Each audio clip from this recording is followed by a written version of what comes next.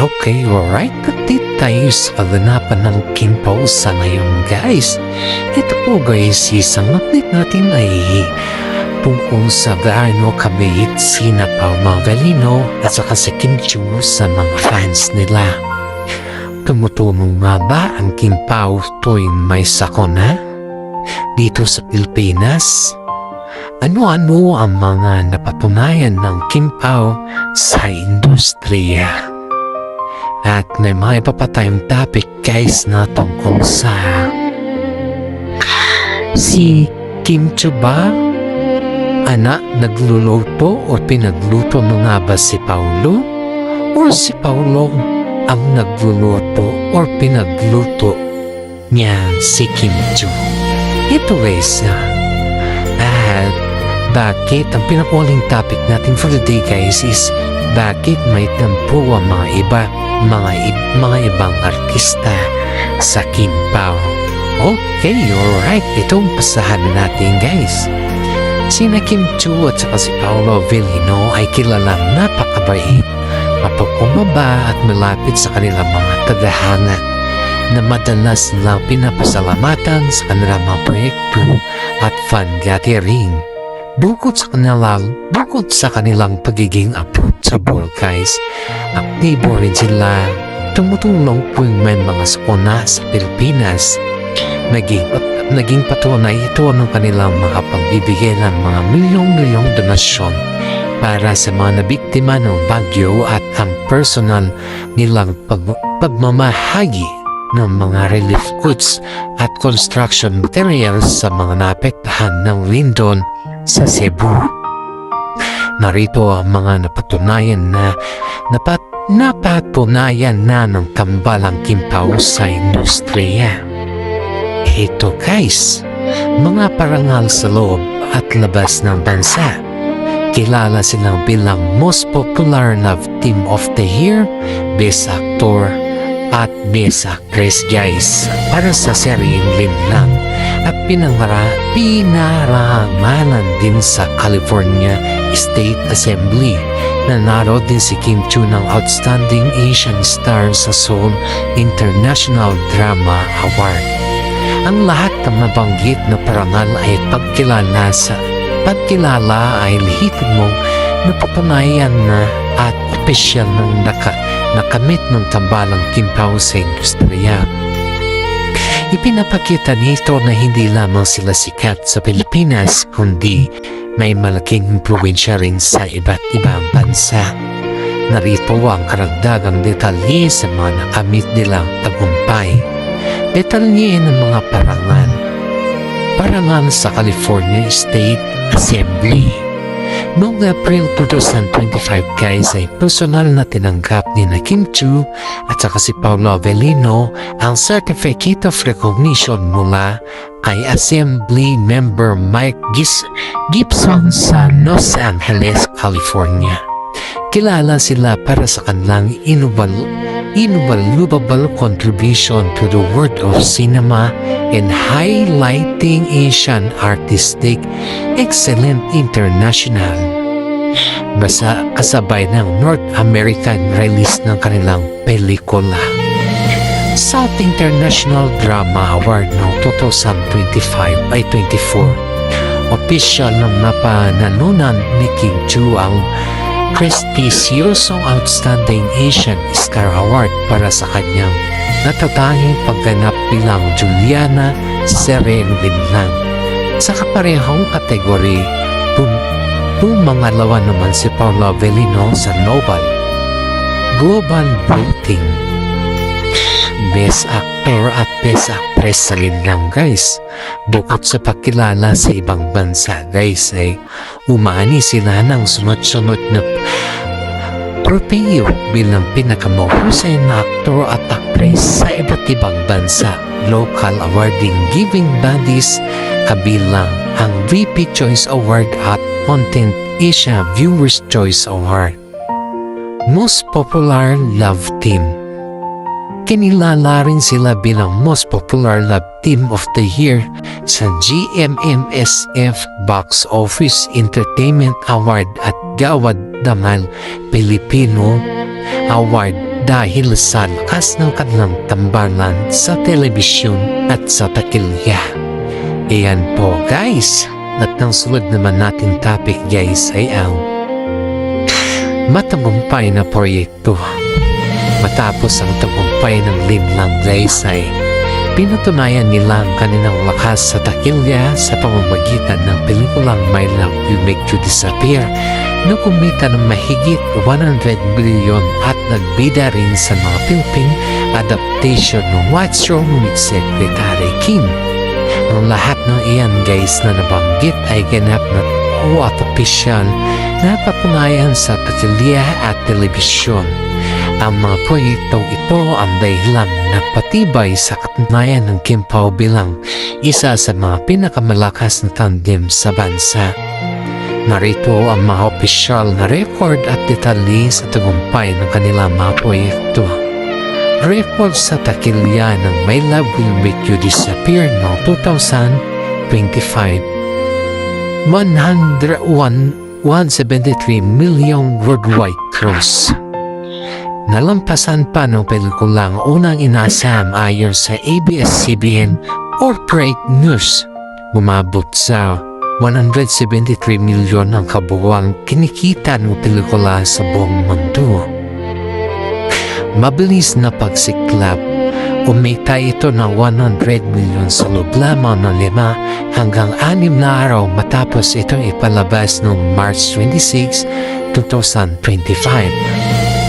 Ang matagalang streaming success nang ilabas ito sa Netflix noong kalagitnaan ng 2025. Mabilis itong naging one most watched movie, number 1 most watched movie sa Pilipinas at pumasok din sa top 10 sa mga bansa tulad ng Kuwait, Bahrain at Hong Kong at Singapore. The Philippine adaptation ng What's Wrong with Secretary Kim. Kim Pao chemistry sa rom-com. Matapos ang bigat na drama sa Linlang guys ay dito naman ipinamalas ni na Kim Chiu at saka si Pao Mo ang kanilang galing sa komedya at pakilig.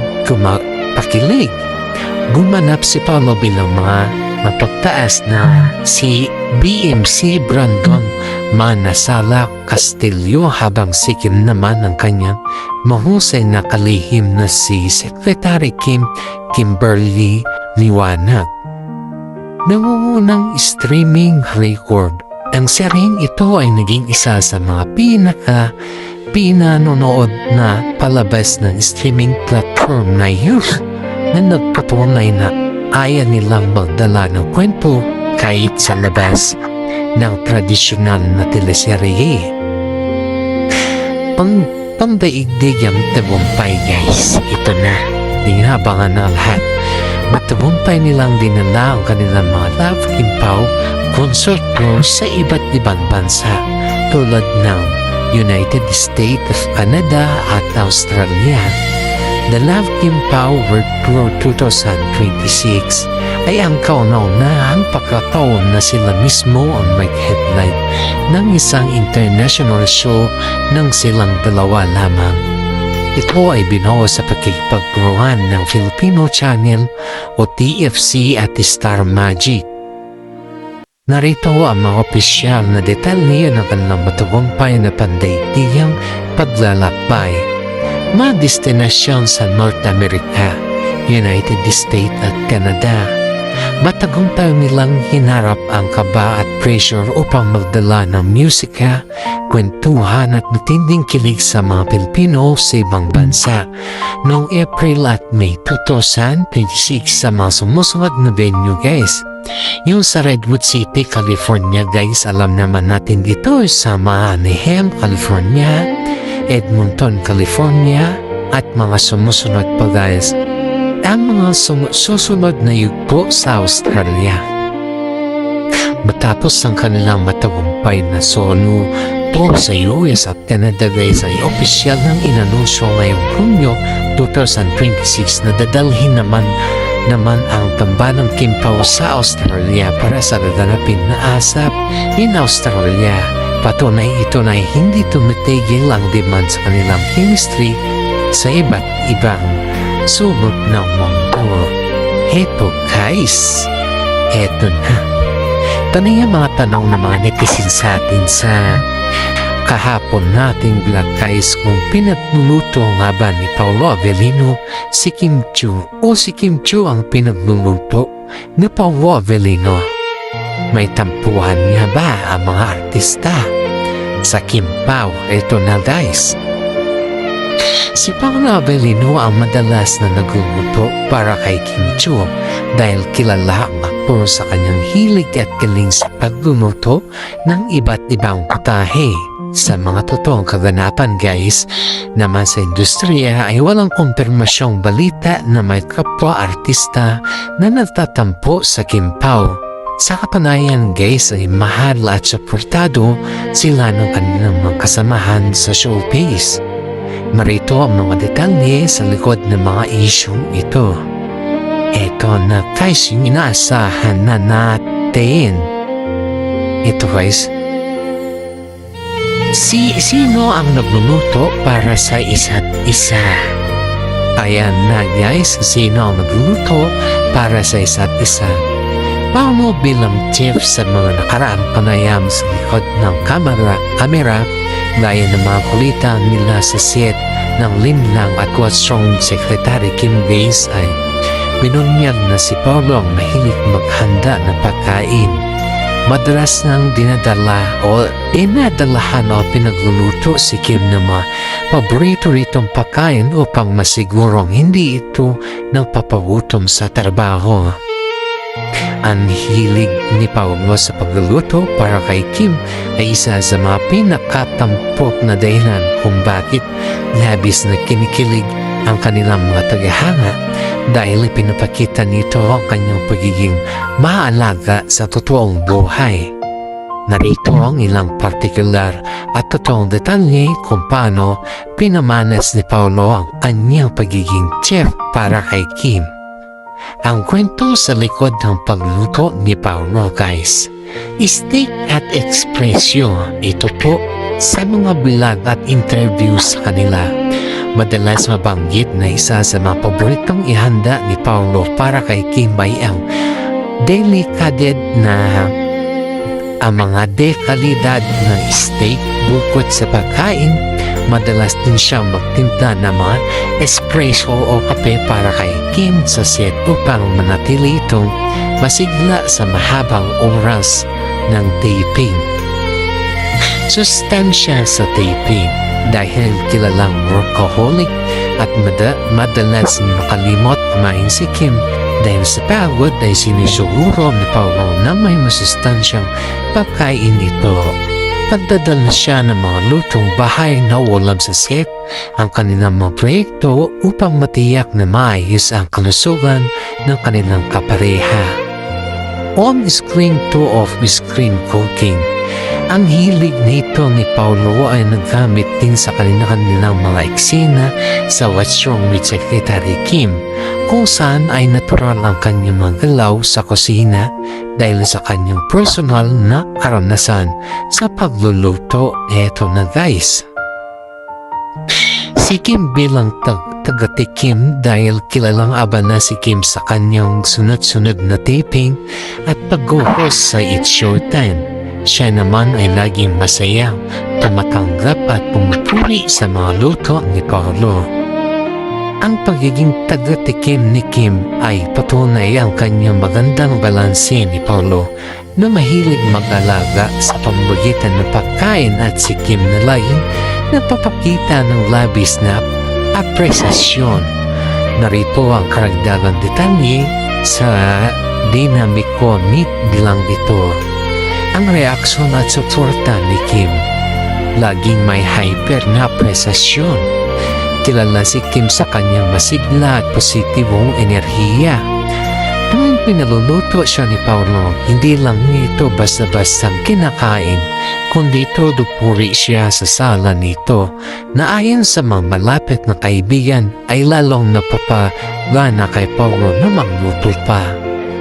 Paboritong taga-ubos. Dahil sa kanyang napakabalang schedule sa Showtime sa tanghali at taping sa gabi, madalas Mapagbiro si Kim na ang mga nutro ni Paulo ang kanyang comfort food para mabawi ang lakas pagkatapos ng mahabang trabaho. Pagbawi sa ibang paraan. Bagamat hindi kasi galing ni Paulo sa kusina, bumabawi naman si Kim sa pamamagitan ng pag-asikaso sa iba't ibang pangangailangan ni Paulo sa set, tulad ng pagbabahagi ng kanyang mga personal na gamit o pagpapasiya sa buong cast para mabawasan ang stress ng aktor. Mga tampo, may tampo nga ba ang ibang artista sa kanila? Heto na guys yung ating kwan. Walang alitan sa kapwa artista guys. Malinis ang record ng Kim Pao pagdating sa pakikitungo sa ibang mga artista. Dahil sa pagiging masiyahin ni Kim at pagiging professional ni Paulo, marami sa kanila mga katrabaho ang natutuwa sa kanila. Ang kalinisan ng record ng Kim Pao sa industriya ay patuloy na pinatutunayan ng mga positibong pahayag ng kanilang mga kapwa artista. Sa kabila ng intriga, walang sinumang katrabaho na nagpapahayag ng sama ng loob sa kanila. Narito ang mga patunay kung bakit minahal sila ng mga artista sa showbiz. Respeto at suporta mula sa mga kasamahan. Suporta sa senior actor, ang mga veterano artista na makasama nila sa linlang at What's Wrong with Secretary Kim tulad ni na Maricel Soriano at Janice Del Villan ay madalas mapahagi ng pagdahanga sa profesionalismo ni Paulo at ang walang pagod na enerhiya ni Kim. Walang diva attitude. Kilala si Kim sa pagiging mapagkumbaba kahit matagal sa industriya. Si Paulo naman ay kilala sa pagiging tahimik ngunit maranata sa buong production crew. Kaya naman guys ay walang puwang ang inggit o tampo sa mga set ng kanilang mga proyekto. Pagtatanggol ng mga kaibigan sa tuwing may lumalabas ng mga maling chismis o 9Js, ang mga malapit na kaibigan ni Kim gaya ng mga Big Battalion at mga host ng It's Showtime ang madalas na nagtatanggol at nagpapatunay na napakabuti ng puso ng dalawa sa totoong buhay. Issue sa producer, hindi sa artista. Kung mayroon mang lumabas na usapan tungkol sa tampo noong nakaraan guys ay ito ay hindi sangkot ang ibang artista. May mga balibalita lamang noong unang bahagi ng 2025 na nagkaroon ng kaunting tampuhan ng Kim Pao at ang kanilang film producer. Ayon sa mga talakayan sa Chika PH guys ay dahil sa biglaang pagbago ng playdate ng kanilang pelikula nang hindi sila naabisuhan, ngunit mabilis din ito naayos at naging matagumpay ang release nito. Ang lumabas na issue sa pagitan ng Kim Pao at ang kanilang film producer noong unang bahagi ng 2025 ay nag-ulat lamang sa mga issue sa schedule at promotion at hindi sa personal na alitan. Mabilis din ito naayos na magkabilang panik kaya naman naging napakagumpay pa rin ang pagpapalabas ng kanilang pelikula. Narito ang mga detalye sa likod ng naging usapan dito. Ang sanhi ng tampuhan. Biglaang pagbabago ng playdate. Naging usap-usapan online na nagulat ang kampo ng Kim Pao nang bumusog ang opisyal na petsa ng pagpapalabas ng kanilang pelikulang My Love Will Make You Disappear. Dahil dito guys ay nagkaroon ng kaunting kalituhan sa mga naunang maikasan ng schedule ng promosyon. Ngiso sa pag-anunsyo, ayon sa mga diskusyon ng mga tagahanga sa internet, tila hindi agad porman na naabisuhan ang mga artista bago sinasa publiko ang bagong petsa na naging dahilan upang mag-alala ang kanilang mga taga-suporta. Paano ito naayos at naging tagumpay? Profesional na pag-uusap. Agad na nagkaunawaan ang pamunuan ng film studio at ang pamamahala ng Kim Pao. Inuna ang dalawang panig ang kapakanan ng proyekto at ama naghihintay ng tagahanga. Todo din na promosyon. Nung maayos ang schedule, buong punsong itinaguyod ni na Kim Chiu at saka si Paolo ang pelikula sa magitan ng mga multo, media, interview at mga block screening. Bunga sa takilya guys.